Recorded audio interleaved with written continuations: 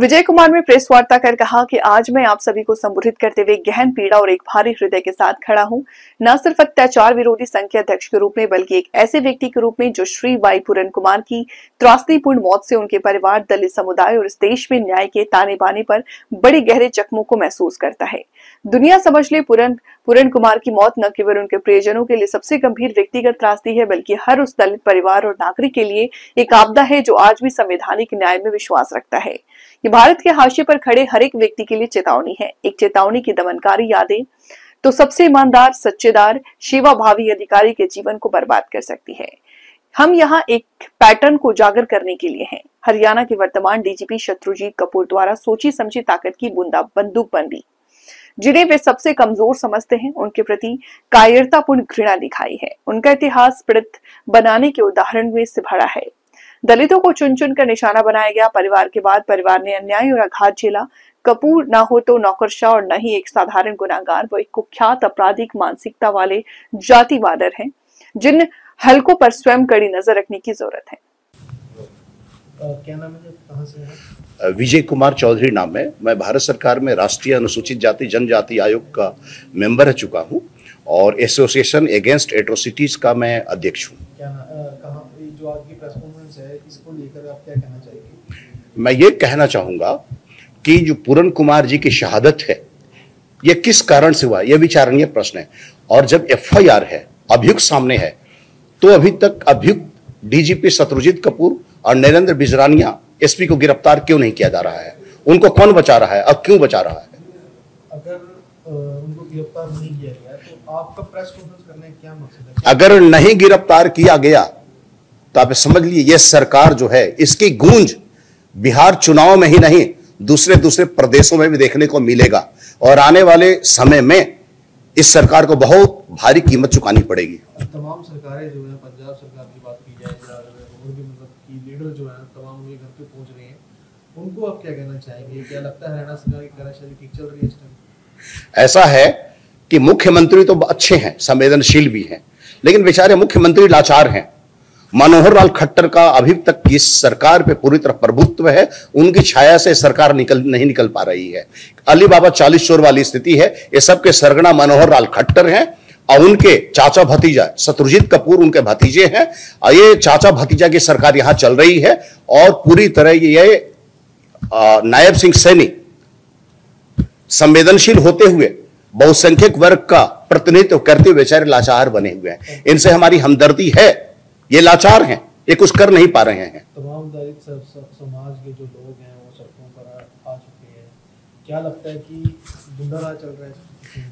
बिल्कुल गुंडाराज चल रहा है। शत्रुजीत कपूर का बिल्कुल गुंडाराज चल रहा है और ये गुंडाराज का सफाया मैं समझ लीजिए, मैं कह रहा हूं ये जो बीज इन लोगों ने बोया है ना, बीज आज बोल दिया, ये फसल काटने को तैयार रहे। ये तो मुट्ठी भर लोग हैं ना। अब बहुसंख्यक वर्ग के लोग जब सड़क पे आएंगे तब इनको कहीं भी जगह नहीं मिलेगी। क्या कहना चाहेंगे? सरकारों को क्या मैसेज देना चाहेंगे? सरकार को मैसेज देना चाहेंगे कि इमीडिएट जब पूरन कुमार जी का फाइनल नोट है, जब उन्होंने नोट दिया, फाइनल नोट में लिखा कि हत्या का कारण क्या है और हत्या के पीछे कौन लोग हैं, उनको ये शत्रुजीत कपूर है, नरेंद्र बिजरानिया, इमीडिएट उतना ही सबूत काफी है। तुरंत उनको गिरफ्तार करके जेल के भीतर डालना चाहिए और फास्ट ट्रैक कोर्ट में देना चाहिए ताकि जल्दी जल्दी उनको सजा हो सके। सर, क्या लगता है आपको, अगर इतना बड़ा अधिकारी हरियाणा का इस तरह का जो आत्महत्या कर सकता है तो आम आदमी कहां से कोई, मैं वही बात तो कह रहा हूं कि जब एक इतने बड़े अधिकारी के साथ घटना घट सकती है। अब सोचिए 5 दिनों से उनका शव पड़ा हुआ है, जिसके घर में 4-5 आईएएस है, आईपीएस है, उनकी पत्नी आईएएस है और उनका एक रिलेटिव यहां का पंजाब का एमएलए है। जब उनके साथ न्याय नहीं मिल पा रहा तो हम आप कहां हैं? हम आप कोई सुरक्षित नहीं है। ये हम आप सभी को ये सोचना पड़ेगा। ये विचारणीय बिंदु है कि समाज कहां जा रहा है, कल क्या होगा। ये चोर गुंडे का बोलबाला हो गया है। पीएम, मैं वही तो कहा कि क्या प्रधानमंत्री एक ऐसे मुजरिम डीजीपी से सैल्यूट लेना पसंद करेंगे जो एक आईपीएस अधिकारी के हत्या का आरोपी है? और यहां की सरकार क्या ऐसे डीजीपी से सैल्यूट दिलाएगी जो कि किसी एक आईपीएस की हत्या का कारण है? आज तक इतिहास में शायद ऐसा नहीं हुआ होगा।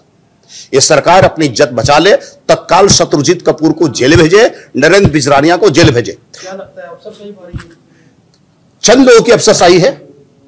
अफसरशाही में तो दलित भी है, बैकवर्ड भी, उनके कहां है? कहे ना अली बाबा 40 चोर, ये सबके सरगना मनोहर लाल खट्टर और उनके जो चट्टे बट्टे जो है भ्रष्ट लोग, उनकी सरकार चल रही है। आपका कहने का मतलब ये है कि दलित समाज आज भी सेफ नहीं है? दलित समाज बिल्कुल सेफ नहीं है, और इवन मैं पिछड़ों को भी कहता हूं कोई सेफ नहीं है, नहीं सेफ है। इसलिए हम सबको एकजुट होना पड़ेगा, लड़ाई के लिए आना पड़ेगा। हम लोग की आबादी 70% से ऊपर है। तमाम दलित समाज सड़कों पर तो चंडीगढ़ में दिखाई दे रहा है। सिर्फ चंडीगढ़ नहीं, मैं कह रहा हूं पूरे देश में यह आवाज हर जगह से गूंजेगी, पूरे देश में आवाज जाएगी। अब मैं कह रहा हूं इसका खामियाजा आप देख लीजिएगा। मैं भी कह रहा हूं ऑन रिकॉर्ड कि इस इलेक्शन में, बिहार के इलेक्शन में बीजेपी को इसका खामियाजा भुगतना पड़ेगा। हालांकि मैं बीजेपी का सपोर्टर हूं, अभी तक जितने ही वोट दिए मैंने बीजेपी को दिया है। मेरी हमदर्दी है बीजेपी से, क्योंकि मैं खुद बीजेपी से हूं।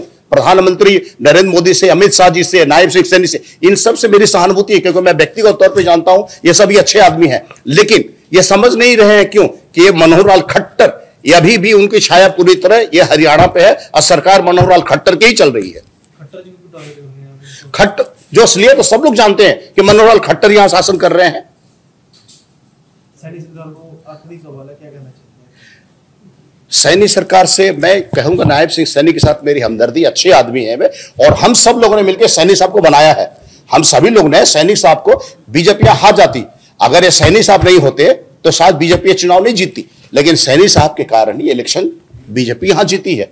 और सैनी साहब अच्छे आदमी है। हमारा उनसे निवेदन है, आग्रह है कि जरा भी देर ना करे, तत्काल, हमें कोई जांच नहीं चाहिए, शत्रुजीत कपूर मुझे जेल में चाहिए। क्या लगता है सरकार ये करना पड़ेगा, कोई रास्ता नहीं बचा है। आपको एक छोटी सी कहानी सुना देता हूं। एक व्यक्ति को सजा हुई कि उसको 1 लाख रुपए जुर्माना भरे, तो एक घटिया आदमी था, उसने कहा कि नहीं जुर्माना मैं नहीं दे सकता। बोले क्या करोगे? तो ऐसा कीजिए कि दूसरा सजा दीजिए। बोले ठीक है 100 कोड़ा खाओ। बोला कोड़ा नहीं खा सकते, और दूसरा सजा तो 100 कच्चा प्याज खाना है, खाओगे? हाँ।